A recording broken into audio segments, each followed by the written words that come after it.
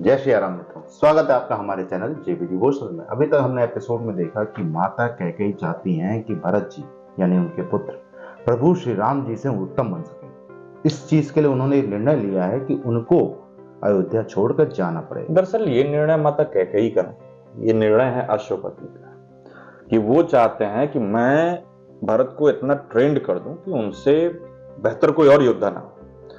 और अब ये माता कैकेयी और युद्ध जीत का आपसी बात है कि भरत इतने सर्वोच्च हो जाए कि जो राजा का पद है उसके लिए भरत ही उचित उत्तराधिकारी दिखे। अच्छा, इस बात का पता जब भरत जी को चलता है तो वो भयभीत हो जाता है और कहीं ना कहीं एकांत में छुप जाते हैं कि मुझे कोई ढूंढ नहीं पाएगा तो मैं जा भी नहीं पाऊंगा। लेकिन प्रभु श्री राम जी जब उनके पास पहुंचते हैं और उनको समझाते हैं कि माता ने अगर ये निर्णय लिया है तो कहीं ना कहीं आपका भविष्य देखकर ही लिया। माँ के निर्णय या पिता के निर्णयों पर संदेह नहीं करते, क्योंकि वो हमेशा हमारा भला चाहते हैं अपने प्रोस्पेक्ट। क्योंकि पीड़ा तो उनको भी होगी अगर आप जाओगे यहाँ से। माँ ने बोला हाथ नहीं छोड़ना, साथ नहीं छोड़ना। फिलहाल भरत जी और शत्रुघ्न जी पहुंच चले गए हैं अयोध्या छोड़कर, और राम जी और लक्ष्मण जी अयोध्या में हैं। देखते हैं आगे ये बात निकली है तो बड़ी दूर तलक जाए, क्योंकि अब राजा दशरथ जी और रानी कैकेयी के बीच में दूरियां, विवाद इत्यादि। शुरू करते हैं एपिसोड 23 पार्ट 1।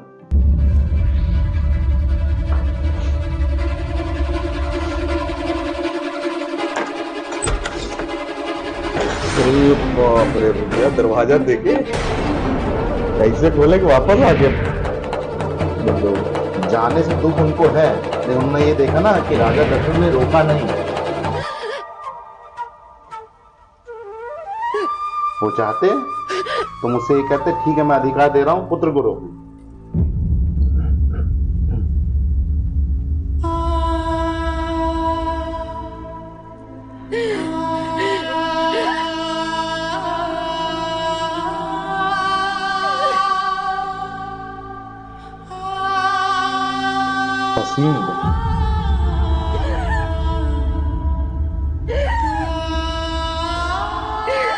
वो होता ना टूटना और किसी से कह ना पाना, वो समस्या।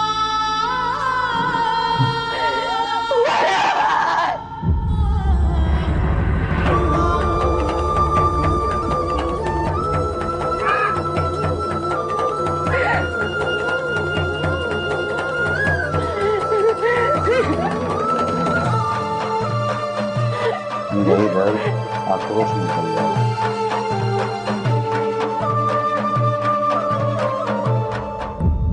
आपका यहाँ स्वागत है गार्गी वाचक नवी। अच्छा, प्रणाम महर्षि याज्ञवल्क्य। कल्याण हो। शिक्षा देना है। क्या माता गार्गी यहाँ इस गुरुकुल में शिक्षिका बन सकती हैं?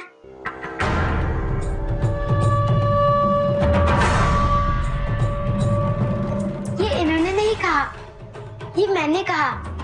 ये तो यहाँ आ ही नहीं रही थी। मैंने इच्छा व्यक्त की कि ये यहाँ शिक्षिका बन जाए। आपका क्या विचार है देवी गार्गी? इस पुरुष प्रधान समाज में एक स्त्री का शिक्षिका के रूप में स्वागत नहीं हो सकता है महर्षि।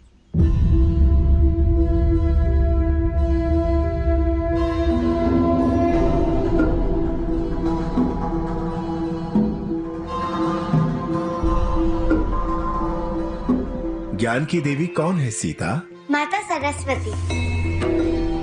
इसके पश्चात भी यदि कोई पुरुष ऐसा सोचता है मूर्ख है कि स्त्रियों को शिक्षिका बनने का अधिकार नहीं है, तो ये उसका अज्ञान है। स्त्रियां वेद ज्ञान प्राप्त कर सकती हैं,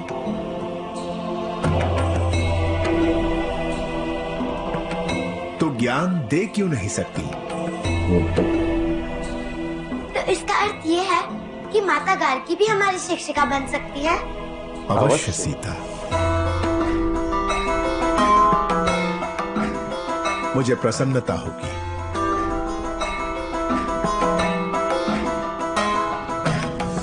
परंतु इन्हें शिक्षित करने के लिए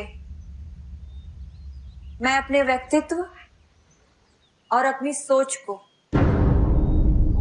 परिवर्तित नहीं कर सकूंगी। आप अपने को परिवर्तित करेंगी तो इन सब के लिए अन्याय होगा। ये संसार बहुत बड़ा है गार्गी, यहां सबके लिए स्थान है। प्रत्येक मत, प्रत्येक विचारधारा, सब एक साथ चल सकते हैं। यही विविधता, ये भिन्नता ही संसार की सुंदरता है। इस गुरुकुल में एक शिक्षिका के रूप में मैं आपका स्वागत करता हूं देवी गार्गी।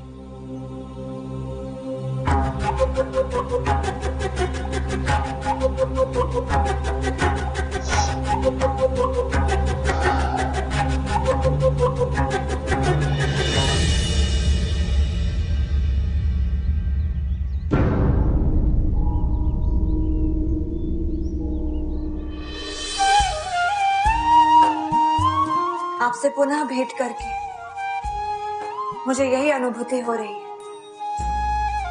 कि अभी मेरी भी शिक्षा पूर्ण नहीं हुई। कदाचित इस गुरुकुल में हो जाएगा।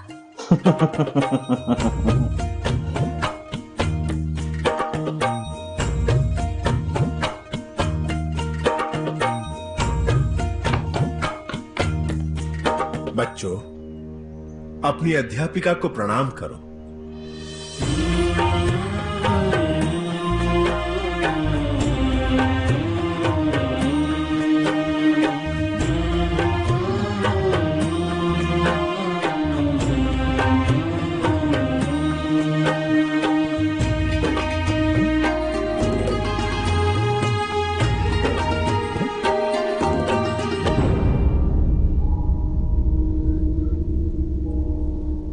उत्तर के क्या समाचार?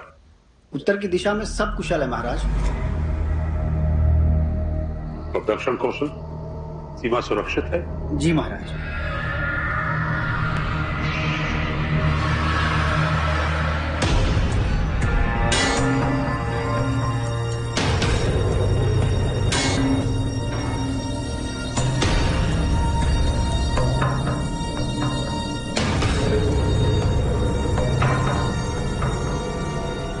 कौन सी उल्हाना देने आई हो यहां? कौन सा आरोप लगाने? यही कि मैंने तुम्हारे साथ छेड़ किया, तुम्हारा हृदय दुखाया। आज 2 पुत्र इस भवन से हम सबसे दूर चले गए, केवल इसलिए कि तुम्हें एक वचन का भ्रम था। इस परिवार के लिए कितने बड़ी दुख की घड़ी है, तुम इस समय कल्पना भी नहीं कर सकती हो। अहंकार संवेदना छीन लेता है कि कहीं अहंकार से बड़ा अहंकार है ही नहीं। और आज तुम केवल अहंकार हो और कुछ नहीं।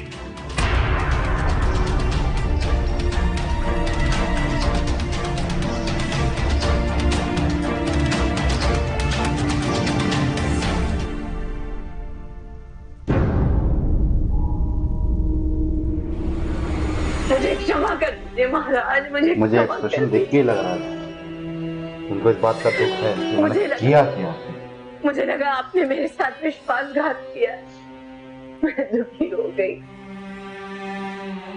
यदि आपको लगा कि मैंने कुछ अनुचित किया तो मुझ पर क्रोधित हो जाते। मैं सब कुछ सह सकती हूँ, मैं आपका क्रोध सह सकती हूँ, पर आपकी उपेक्षा नहीं पा रहा। क्योंकि चाहे कुछ भी हो जाए, सत्य केवल यही कि मैं आपसे अपार प्रेम करती हूँ। मुझे क्षमा कर दीजिए महाराज, मुझे क्षमा कर दीजिए, क्षमा कर दीजिए। कहीं नहीं, ऐसा मत कहो।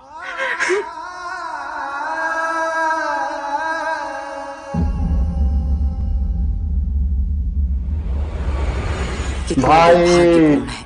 आपको बता भी नहीं सकती हूँ कि हम दोनों में जो विश्वास था, आपने उसकी हत्या कर हमारे प्रेम की हत्या कर दी है।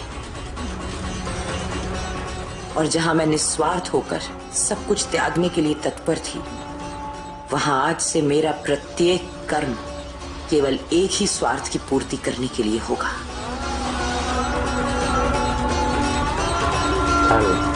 सर्वगुण और संपन्न वो है भरत को आपका उत्तराधिकारी बनाना, उसे उस राज सिंहासन पर बैठाना। और उसके लिए मुझे जो भी करना पड़े मैं करूंगी।